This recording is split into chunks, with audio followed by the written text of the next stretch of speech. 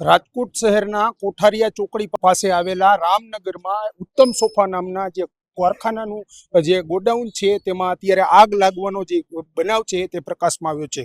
આગ લાગવાની સાથે જ અત્યારે ફાયર વિભાગ તેમજ પોલીસ વિભાગ છે તે અત્યારે ઘટના સ્થળ પર આવી પહોંચ્યો છે। ઉચ્ચ કક્ષાના જે અધિકારીઓ છે ડીસીપી કક્ષાના તે અત્યારે ઘટના સ્થળ પર આવી પહોંચ્યા છે। આપણી સાથે વધુ વિગતે વાત કરવા માટે ડીસીપી ઝોન 1 હેતલ પટેલ છે। આપણે તેમની સાથે સીધી વાત કરવાનો પ્રયાસ કરીશું।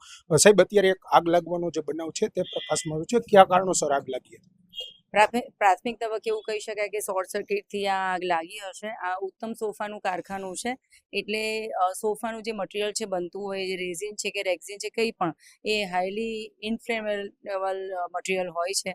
અને ગઈકાલે રથયાત્રા હતી એટલે એના મજૂરો કામ માટે આવેલા નહોતા, એટલે નસીબે આપણે મોટી જાનહાની ટાળી શક્યા છીએ।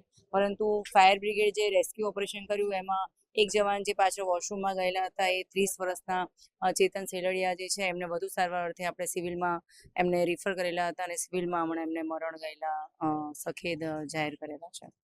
મેડમ, ખાસ કરીને વાત કરવાનો જે કારખાનું છે તેમાં કોઈ ફાયર સેફટીના પૂરતા સાધનો હતા કે નહોતા? કયા પ્રકારની પોલીસ દ્વારા અત્યારે તપાસ ચલાવવામાં આવી રહી છે?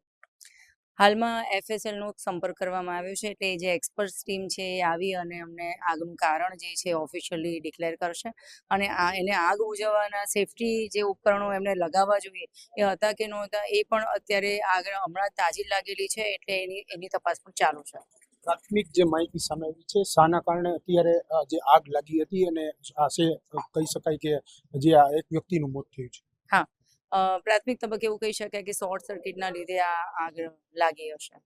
જી, ચોક્કસથી જે આ રામનગર વિસ્તારમાં આવેલું જે સોફાનું જે ગોડાઉન છે તેમાં જે પ્રાથમિક જે માહિતી સામે આવી રહી છે, ડીસીપીના જણાવ્યા અનુસાર જે એક વ્યક્તિનું જે શોર્ટ સર્કિટ થયું હોવાના કારણે મોત નીપજ્યું હોવાનું અત્યારે સામે આવ્યું છે। કારણ કે જે રીતે અવારનવાર આવા જે આગના જે બનાવો બનતા હોય છે ત્યારે અત્યારે જે ફાયર જે સેફટીના જે સાધનો આ ગોડાઉનની અંદર હતા કે નહીં તે મામલે પણ પોલીસ છે તે અત્યારે તપાસનો જે દોર છે તે અત્યારે જારી રાખવામાં આવ્યો છે। જે આગનું જે કહી શકાય કે જે કારણ હતું, જે શોર્ટ સર્કિટને લીધે એક વ્યક્તિનું જે મોત થયું છે, સાથે સાથે જે અન્ય વ્યક્તિ છે તેને પણ અત્યારે ગંભીર રીતે જે કહી શકાય કે ઈજા થઈ છે તેવું અત્યારે પ્રાથમિક માહિતી જે પ્રકાશમાં આવી છે। સહયોગી પ્રતિપાલસિંહ ઝાલા સાથે યુવરાજ ચૌહાણ, ફૂલછાપ ડિજિટલ, રાજકોટ।